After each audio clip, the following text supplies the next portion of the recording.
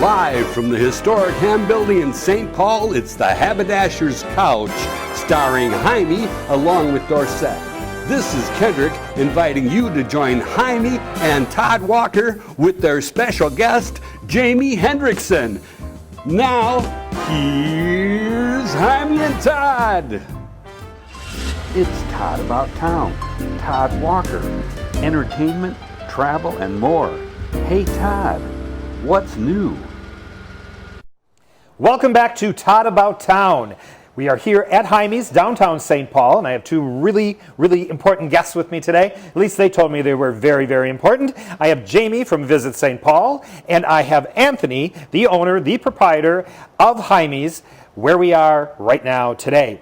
So I decided that, when you want to talk about what is going on in St. Paul and give you kind of an update of how St. Paul is responding to COVID and all the things that we're going through, I thought it's probably best to talk to Jaimee, who is the VP of Marketing and Partnerships for Visit St. Paul. Welcome, Jaimee. Thanks, Todd. All right, so, and feel free to jump in whenever you would like there, Anthony.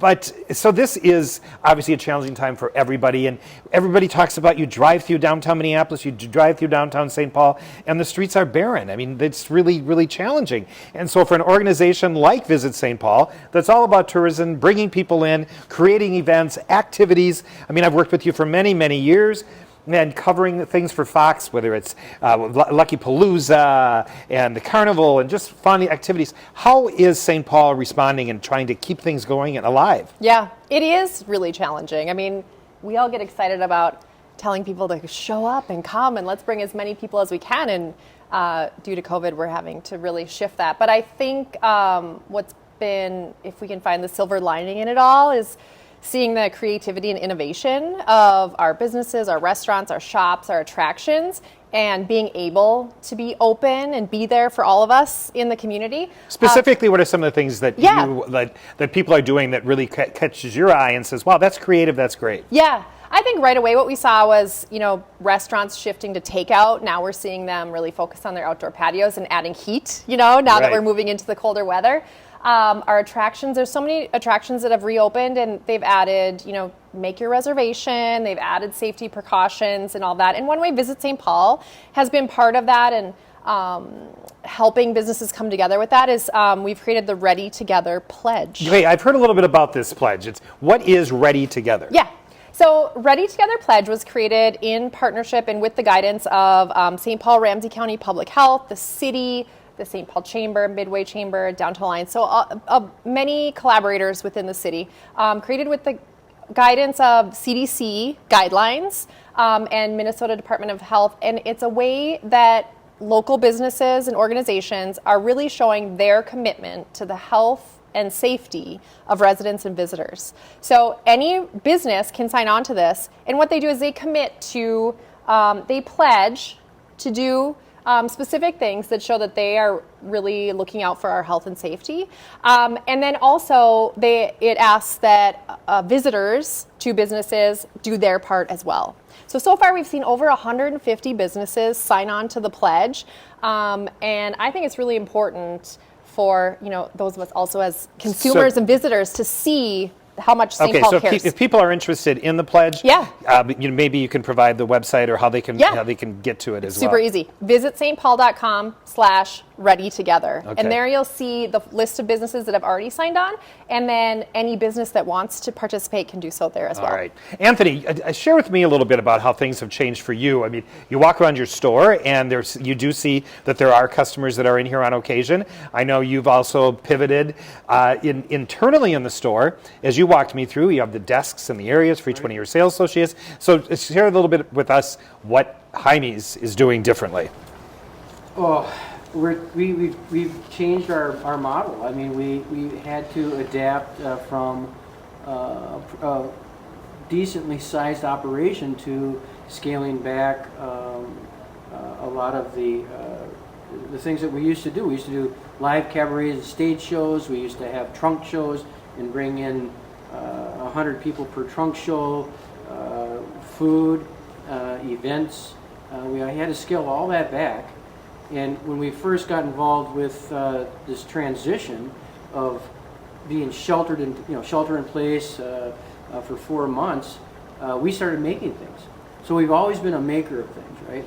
And so what we did is we started making face masks, and we sold those online and raised $37,000 to allow ourselves to stay afloat until the PPP came through.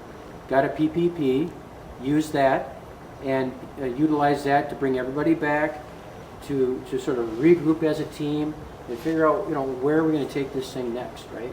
The hardest thing, I think, and you know this, Visit St. Paul, is that it's a very event-driven city, and if there's not events going on, the synergy we get from other businesses being in business, it's invaluable.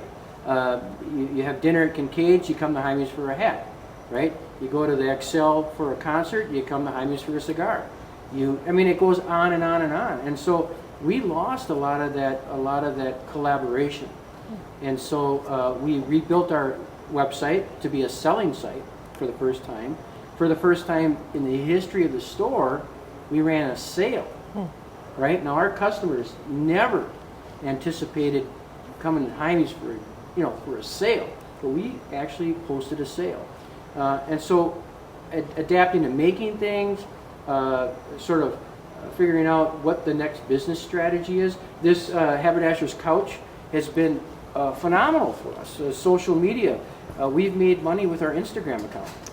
And the pressing's coming through the door right now, so we're still selling clothes and still pressing clothes. And so providing good service, adapting a new business strategy, applying those strategies to conduct business every day, it's been tough. It's been tough, but clearly, talking to some of your sales associates, they're still selling product, and everybody's sticking with you, and you have some great loyal customers. You've been part of the fabric, no pun intended, of the city of St. Paul for how many years? Yeah, and I tell you what, the kerosene lamp that we light every night before we leave, we have really been, I believe, a beacon of hope. To say, look, we're here. We've been here since we've been ordered to shelter in place every single day since March 13th.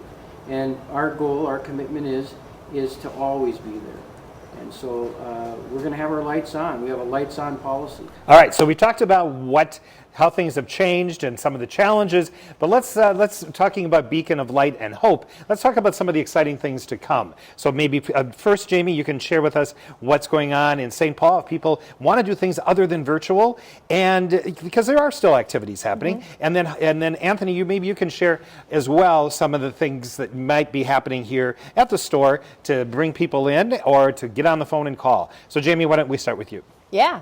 What are people doing in St. Paul? I think, obviously, getting outside is something everyone's been trying to do. Summer made that a lot easier. Right. Our fall felt a little short, but St. Paul's got amazing parks to get out to.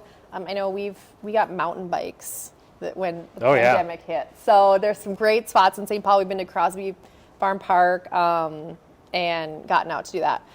Also, one thing we did that was fun outside was, have you guys seen all the murals in the Creative Enterprise Zone? No. So, Creative Enterprise Zone, area of St. Paul, that last year they had their first ever Chromazone Mural Art Festival. They were super pumped. They had, I think they created, 16 or 18 new murals in there that summer. And then... you need a portrait of your chromosomes? Do you have to sit for that? Oh, Anthony. Okay. So they were all set to bring that festival back this year, and it didn't happen. But they were able to create 6 new murals. So our family went out, found them all. You can go on their website, find a map of all the murals. There's over 24. It's kind of something different to do. Absolutely. Get out and explore. We have now seen attractions reopening. So they have precautions in place where you make reservations, you wear your mask, you have a specific time to come in. But everything from Science Museum, Children's Museum, Minnesota History Center, they've got the great First Avenue exhibit. So all of us that are missing concerts, you can go check that out there. Como Zoo and the Conservatory, all examples. If you go to our website, visitstpaul.com, we have a list of the attractions that are open and where you can, make reservations and get that information. One other thing I want to mention, if you haven't been to the Wabasha Street Caves, You're coming up on your last chances to do that. They are closing Oh, they after are. November. Yes. So Wow, they've been there forever. 28 years. No kidding? Yeah. Oh, I hate to see that. Steve and Donna You forever. mentioned the conservatory. Yeah. Just a friend of mine posted today. They said if you're looking for something to do in this bleak weather and there's no sunshine in the forecast, go to the conservatory. What a great idea. Yeah, it's just a wonderful spot and just take in all the flowers and good for the soul. Take a walk around there. So that's a great idea. And that was your last one, right? Well, that's good. Yeah. That's good. Okay. Yeah. And I'm looking over her shoulder and I see a lot of good stuff. all right. But you know, the thing is you got to remember is how to connect those dots, right? So if you're coming down to the Science Museum, make sure you plan on taking a walk, Right. through the parkway, and stop into your local haberdashery, or stop into your local Loon Cafe for a hamburger. An outing doesn't have to be limited to just one thing. It can be multiple things if you do it right and you do it safely, right? I think the families should feel safe to come down too. All right. Anything exciting coming up at Heimie's that you have planned, or any great new inventory that you really think people should come in here and check out? Well, so what we're doing is we're getting ready for cold weather, and so we're this weekend we're having a bourbon and cigar event on tomorrow, Saturday, from what time is that from noon to 3. And so we teamed up with local businesses who need exposure, need some traffic, and need to be highlighted. And we're going to shoot a little video tomorrow, and we're trying to let people know that it's okay to come out and be human as long as it's safe and you feel safe. We're going to try to do everything we can to ensure that safety measures are followed. But I think it's just connecting those dots. I agree. Look, how long can you shop online? And you want to see me. You want to be able to see me. Absolutely. And laugh and joke around and touch things and feel things and smell things. And go upstairs and play It's pool. not going away. I know. It's not going away. And it's human nature. I agree, and it's such a beautiful environment. Yeah. All right, thanks for joining me, Anthony, and of course, Jaimee. So get down here to St. Paul, make a day of it, as Anthony was saying. Take in our great museums. Go for a walk around town. We've got great restaurants down here that are all doing interesting things internally as well as on their patios to keep you safe and still enjoy our capital city. All right, this is it for this week's Todd About Town. And next